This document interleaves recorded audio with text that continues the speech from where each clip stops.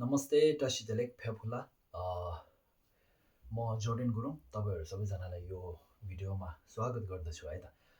र आजको यस भिडियोमा म सुर तपाईँले सुन्नुभएको छ कि छैन होला, सुरको विषयमा लिएर म केही कुरा गर्नेछु है त। र पहिलो कुरा, सुर भनेको के हो भन्दाखेरि सुर भनेको जस्तै मानौँ कोही मान्छे बित्नुभयो भने उहाँहरू चाहिँ मान्छे बितिसकेपछि चाहिँ 49 दिनसम्म हामीले चाहिँ अर्को जुनी नलिएर संसारमा हाम्रो वरिपरि नै घुमेर बस्ने गर्छन् है त। अनि उहाँहरूले चाहिँ एउटा खानाको रूपमा हामीले चढाउने गर्छौँ, त्यसलाई चाहिँ सुर भन्छ है त। र दोस्रो कुरा, यो सुर बाल्नुको कारण के हो भन्दाखेरि हामीले बुझ्नुपर्ने कुरा के छ भन्दा यहाँ अब यो सुर बाल्ने भनेको चाहिँ मान्छे बित्ने बेला मात्र बाल्न मिल्ने त्यस्तो होइन है त। हामीले सधैँ बेलुका सधैँ बाल्न सक्यौँ भने हामीलाई धेरै फाइदाहरू हुन्छ है। तर अब खास गरी मान्छे बित्ने बेला सुर बाल्नुको कारण के हो त भन्दाखेरि मैले अघि भने चाहिँ हामी मान्छे बितिसकेपछि 49 दिनसम्म अर्को जुनी नलिएर यही संसारमै घुमेर बस्नुहुन्छ है। त्यसलाई के भन्छ भन्दा त्यसलाई भारदो भन्छौँ हामी है। त्यो 49 दिनसम्म उहाँ जुन त्यो एउटा ठाउँमा बस्नुहुन्छ नि त्यसलाई भारदो भनिन्छ है। अब त्यो भारदोमा भएको प्राणीले है, त्यो भारदोमा भएको मान्छेले चाहेर पनि हामीले चढाएको, हामीले दिएको दाल भात तरकारी खानाहरू र त्यसै गरी अब फलफुलहरू जे चढाए पनि उहाँहरूले त्यो खान सक्नुहुन्न, सेवन गर्न सक्नुहुन्न। र त्यसैले त्यो भारदोमा हुइन्जेल 49 दिनसम्म उहाँहरूले खान सक्ने भनेको एउटा खानाको बास्ना, खानाको स्मेल, हजुर त्यो मात्र हो। त्यसैले चाहिँ हामीले उहाँहरूको निम्ति चाहिँ हामीले सुर बालेको कारण त्यो हो है त। र अब अर्को कुरा, त्यसो भए यो सुर बालेको फाइदा के छ त भन्दा एउटा फाइदा त त्यही हो, मान्छे बित्ने बेला तपाईँले सुर बाल्नुभयो भने त्यो बित्नु भएको मान्छेले चाहिँ अब सुरको मार्फत उहाँले खाना खान सक्नुहुन्छ नि त है, त्यो बास्नाको मार्फत है। र त्यो भन्दा पनि अब अर्को फाइदा के छ भन्दा मैले अघि भने चाहिँ यो सुर भनेको हामीले मान्छे बित्ने बेला मात्रै बाल्ने होइन है त। हामीले यदि बेलुका अनि दैनिक जीवनमा हामीले सधैँ सुर बाल्न सक्यौँ भने धेरै फाइदाहरू छन्। एउटा फाइदा के छ भन्दा जस्तै अब हामीले जीवनमा जेसुकै काम गरे पनि, जस्तोसुकै काम गरे पनि हाम्रो भाग्यमा लेखेको हुनुपर्छ नि त होइन। हाम्रो भाग्यमा लेखेको हुनुपर्छ, हाम्रो किस्मतमा लेखेको हुनुपर्छ, हाम्रो नसिबमा लेखेको हुनुपर्छ, हाम्रो लक चाहिँ नि त। हजुर, यो सुर सधैँ बाल्न सक्यौँ भने चाहिँ हाम्रो त्यो भाग्य चम्किने है, हाम्रो किस्मत राम्रो हुने, नसिब राम्रो हुने, लक आउने हो, त्यस्तो फाइदाहरू छन्।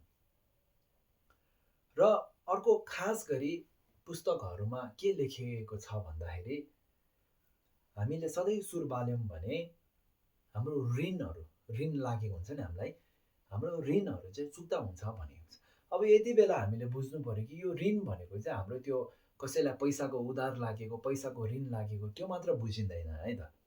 त्योभन्दा पनि ठुलो ऋणहरू छ। जस्तै अब यो जुनीमा होस् या यो जुनीभन्दा पनि पहिलेको जुनीहरू है, हामीले अब हामी बुद्धिस्ट भएको नाताले चाहिँ हामीले अब पहिलो जुनी र पछिल्लो जुनीमा हामीले विश्वास गर्छौँ नि त है। र हाम्रो पहिलो जुनी हाम्रो लाखौँ करोडौँ हामीले जुनी लिइसकेको छ नि त होइन र त्यो जुनीहरूमा र यो जुनीहरूमा भए पनि हामीले आफ्नो बुवा आमा है, आफ्नो छोराछोरी, आफ्नो काका काकी, मामा माइजू, दाजुभाइ, साथीभाइ र त्यसै गरी गुरु चेला, हजुर त्यसो सबैसँग चाहिँ हामीले ऋण लागेको हुन्छ है त। अब कस्तो ऋण लागेको हुन्छ भन्दाखेरि चाहिँ अब हाम्रो निम्ति उहाँहरूले केही गरिदिनु भएको, हामीलाई उहाँहरूले केही सहयोग गरिदिनु भएको, हामीलाई उहाँहरूले केही सिकाइदिनु भएको हो, त्यस्तोको चाहिँ हामीलाई अनेक थरीको ऋणहरू लागेको हुन्छ है त। ऋण भनेको पैसाको मात्र त बुझ्दैन नि त है। र त्यसैले यदि हामीले सधैँ बिहान अब बेलुका सधैँ सुर बाल्न सक्यौँ भने त्यो ऋणहरू चुक्ता हुन्छ भनेर चाहिँ पुस्तकमा लेखिएको छ है त। सुर बालेको फाइदा त्यस्तो छ अरे, त्यस्तो ठुलो फाइदा छ सुर बाल्नुभयो भने है। अब यो सबै बुझेर चाहिँ हामीले सुर बाल्न सक्यौँ भने त धेरै फाइदा भयो नि त है। र चौथो कुरा, त्यसो भए यो सुर कति बेला बाल्ने भन्दाखेरि चाहिँ अब यदि हामीले मान्छे बित्ने बेला कसै बित्नु भएको छ भने उहाँहरूको निम्ति हामीले सुर बाल्दैछौँ भने चाहिँ अवश्य अब त्यो बित्नु भएको मान्छेले बिहान खाजा कति बजी खान्थ्यौँ है, दिउँसोको खाना, बेलुकाको खाना कति बजी खान्थ्यौँ, त्यही समय मिलाएर चाहिँ हामीले सुर बाल्नुभयो भने अनि राम्रो हुन्छ है त। नभए तपाईँले सधैँ सुर बाल्न चाहनुहुन्छ भने चाहिँ म भन्छु तपाईँले बेलुकातिर है सधैँ सुर बाल्नुहोस्। अब तपाईँ काममा जानुहुन्छ भने पनि कामबाट फर्केर आएर बेलुका सुर बाल्नुहोस्। बेलुका बाल्दा हुन्छ।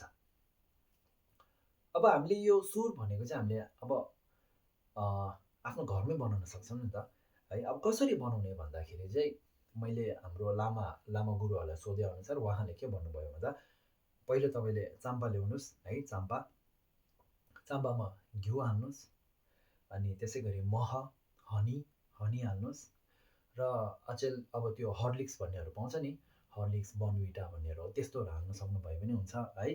र अनि त्यसै गरी चिनी, गुड है, चिनी गुडहरू हाल्नुहोस्, र त्यसै गरी चियापत्ती है, चियापत्तीहरू हालेर त्यसलाई चाहिँ मजाले मिसाउनुहोस् है।